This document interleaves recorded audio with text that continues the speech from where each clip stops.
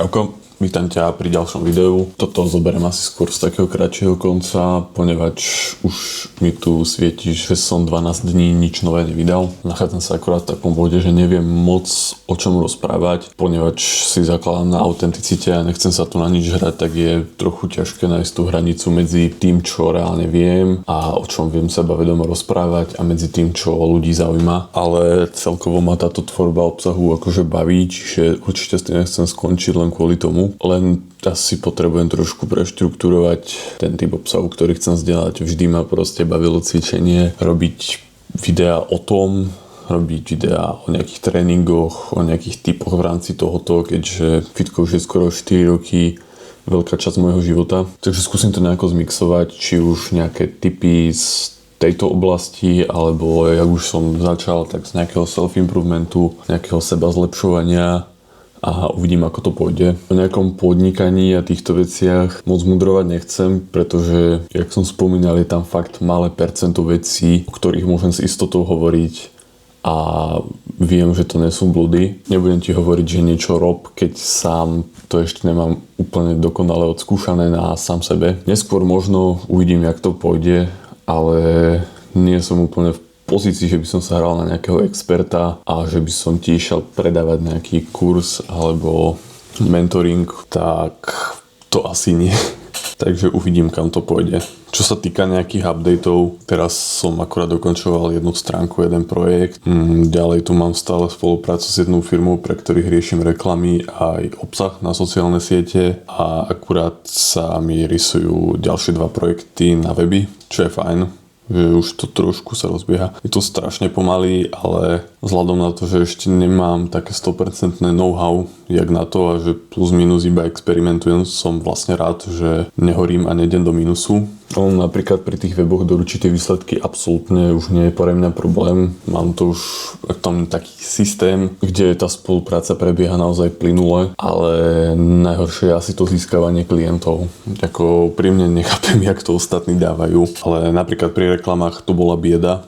Tam z toho padla možno jedna zákazka, neviem. Viac menej fungujem na odporúčaniach a na referenciách, čo je fajn, ale tam som zase obmedzený na to množstvo. Ale teraz je to akurát, čiže budem rád za to, čo vôbec mám. Chcem začať teda pridávať obsah aj na sociálne siete, respektíve už som začal na TikToku. To ide pomaličky, na Instagrame skúsil som, že vytvorím si nový účet separátny od toho môjho, čo bežne používam a začnem pridávať tam, lenže tam z nejakého dôvodu má Instagram vyslovene, že brzdí.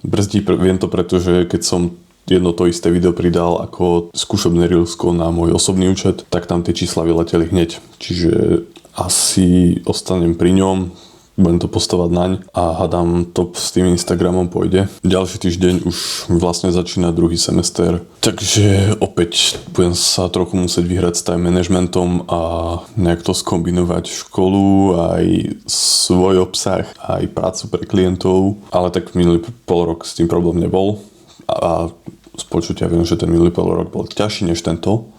Čiže verím, že to pôjde úplne bez problémov. Hlavne je to fajn, že na tej škole sú proste podobne nastavení ľudia a viem sa s nimi o týchto veciach baviť. Vieš, teraz som doma na prázdniny, už skoro mesiac a dobre mi z toho jebe, lebo to je asi najhoršie rozhodnutie, čo môžeš spraviť, keď máš okolo 20-ky, tak ostať v svojom rodnom meste zaseknutý.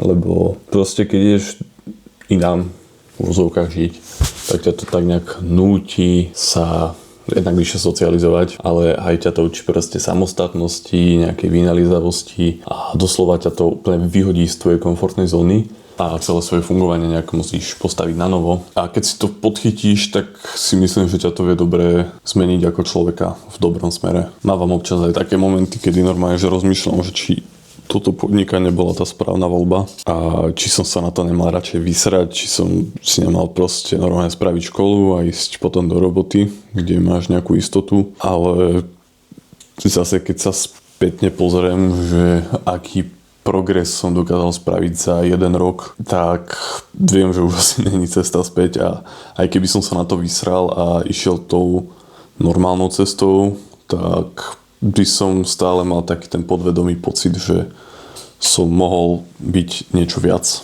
Čiže budem až deluzionálne sebavedomý s tým, čo robím a hádam jedného dňa prídu výsledky, ktoré tak veľmi chcem. Toľko k tomuto videu.